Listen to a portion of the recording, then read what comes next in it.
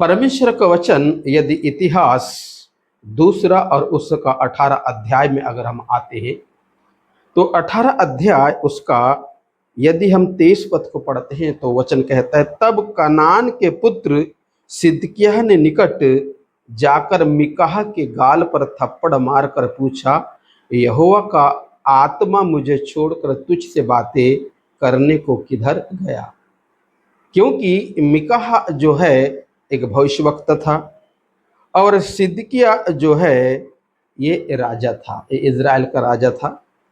और राजा लोग अक्सर करके भविष्यवक्ताओं को यूज करते थे, क्योंकि उनका मानना या सोचना ऐसा था कि हमारे राज के बारे में, जो हम राज कर रहे हैं इसके बारे में परमेश्वर भविष्यवक्ताओं के थ्रू हमसे बात करेगा। इसलिए जितने भी जो राजागण इस बाइबल में पाए जाते हैं ये हमेशा भविष्यवक्ताओं को यूज करते थे। और कई बार ऐसा भी होता था कि राजा इन भविष्यवक्ताओं को लोभ या लालच देकर देना चाहते थे और उनको अपने फायदे के लिए उनसे भविष्यवाणी करवाते थे। और वचन कहता है कि जो सचमुच जो भविष्यवक्ता थे, जो परमेश्वर के आत्मा से भरे थे, वो सिर्फ परमेश्वर की बातों को मानते थे। किसी धन या दौलत के लालच में आकर वो परमेश्वर के खिलाफ भविष्यवाणी नहीं करते थे। इसलिए जब मीकाह ने जब भविष्यवाणी किया तो भविष्यवाणी कुछ ऐसा था कि उस भविष्यवाणी से राजा का कोई बेनिफिट नहीं था या राजा के फायदे की बात नहीं थी। इसलिए राजा को बुरा लगा और राजा ने मीकाह के गाल के ऊपर थप्पड़ मार के कहा कि परमेश्वर का आत्मा मुझसे बात करने के बजाय तेरे पास कैसे चले गया?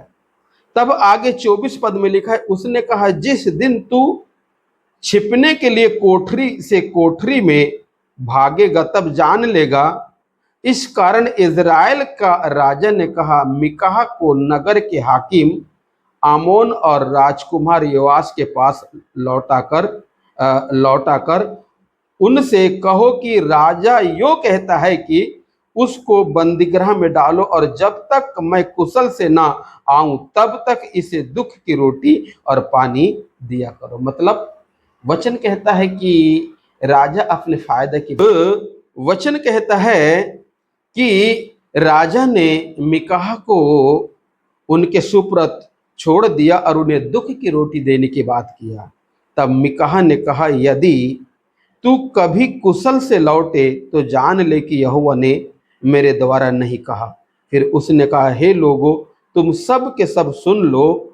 और उस दिन युद्ध बढ़ता गया और इज़राइल का राजा अपने रथ में अमोरियों के सन्मुख सांझ तक खड़ा रहा, परंतु सूर्य अस्त होते होते वह राजा मर गया।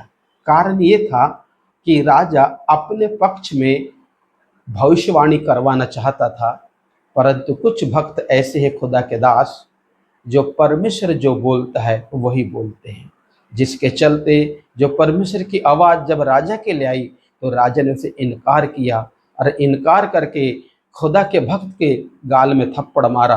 और थप्पड़ मारना राजा को, थप्पड़ मारना परमेश्वर को बहुत बुरा लगा। और अंत में कहते कि जब राजा युद्ध में गया तो वहाँ से लौट कर नहीं आया क्योंकि वही मर गया। आमीन।